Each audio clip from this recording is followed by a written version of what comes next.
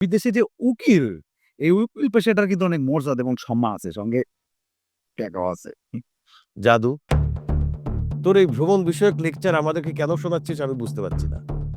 তোর এই ভ্রমণ বিষয়ক লেকচার শুনে আমাদের কি হবে? দুলা ভাই, তোমার এক পা গেছে গা কবরে, আরেক পা এখনো দুনিয়া আছে। ওইটাও যায় অবস্থা। এইরকম একটা মানুষ এখনো কথা বোঝে নাই, এটা আমার বিশ্বাস করা লাগবে?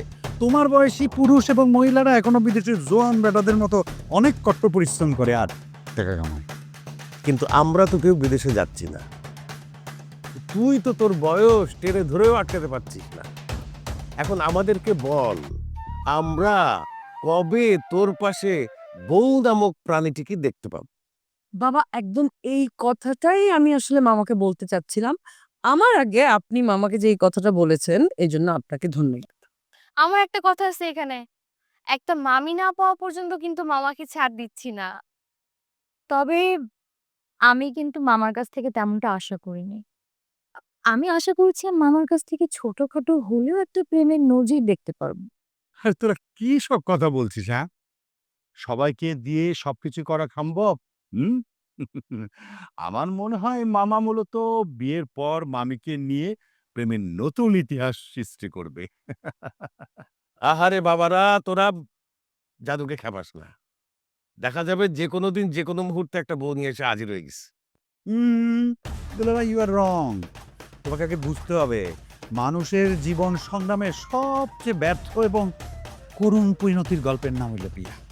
এই ভুল আমি তাড়াতাড়ি করতেছি না। যতদিন আমার যৌবন আছে ততদিন আমি এভাবেই থাকবো। যৌবনের শেষ সময়ের প্রাক্কালে আমি বিয়েটা করতে চাই, মানে যখন এই সমাজকে আমার কিছু দেওয়ার থাকবে না। মামা কিন্তু একদম ঠিক কথা বলেছে, কিন্তু আমাদের ল অ্যান্ড অর্ডারের জাস্টিফাইড রুল আছে, person never should give the evidence which thing it does not know. তার মানে হচ্ছে, তুমি যদি একটা প্রেম কাহিনী সৃষ্টি করতে না পারো, তাহলে প্রেম সম্পর্কে এক বিন্দু তথ্য দেবার রাইটস তোমার নেই। ওকে তোমাদের অনেক স্ট্রং এভিডেন্স কোর্ট কিন্তু জাস্টিফাই মনে করবে না। ওকে, তার মানে প্রেমটা আগে করতে হবে। রাইট।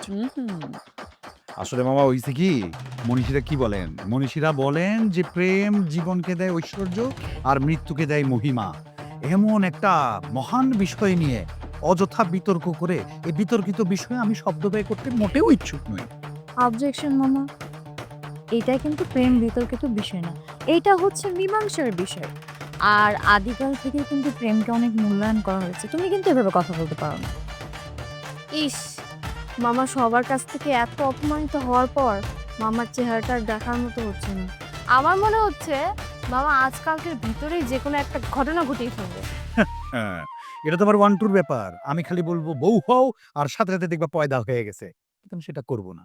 কিন্তু আমি তো ওই হুজুগে বাঙালি কোম্পানির মার্কেটিং ম্যানেজার না। আম সরি। আমি আসলে সরি দুলাভাই, আমার তো একটা ফোন আসছে। আমি একটু ফোনটা অ্যাটেন্ড করে আসি, হ্যাঁ? আমি ফোনটা অ্যাটেন্ড করে এসেই আজকের এই বৈঠকের এজেন্ডাটা কি সেটা আমি প্রকাশ করব। I'm sorry for that. I'm sorry for this. ঠিক আছে?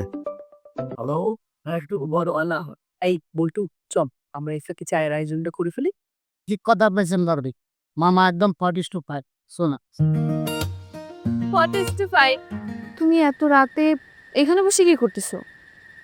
কিছু না, দোল খেলছিলাম। আচ্ছা লিন্ডা, মামার সাথে যে দুবাই বাবু এসেছিলেন না, তাকে তোর কেমন লাগে? বেশ ভালোই তো লাগে। আচ্ছা আপু, তোমার কাছে কেমন লাগে? আমার কাছে একদমই ভালো লাগে না। কি বলছো, ভালো লাগে না?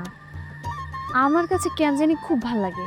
মানে ওনার ভিতরে একটা ভিলেন ভিলেন ভাইব আছে।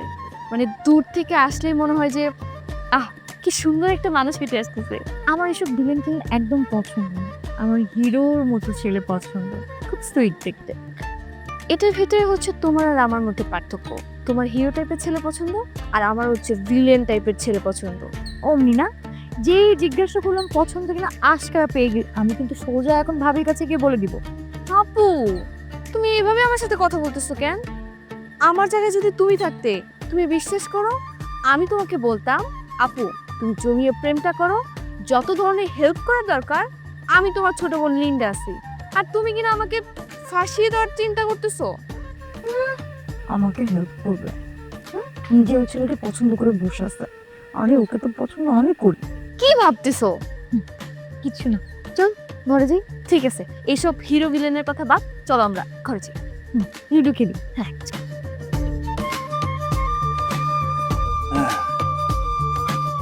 শোনো, এই বিদেশে থাকলে এই যে জীবন অনেক সুন্দর আর স্বাচ্ছন্দ্যময়, এটা কিন্তু বোকার মতো একটা চিন্তা। বিদেশে তুমি যেই পরিচয় যেই চরিত্রেই থাকো না কেন, থাকতো একটু খয়রাতির মতো। তবে একটা ব্যাপার আমি খেয়াল করছি,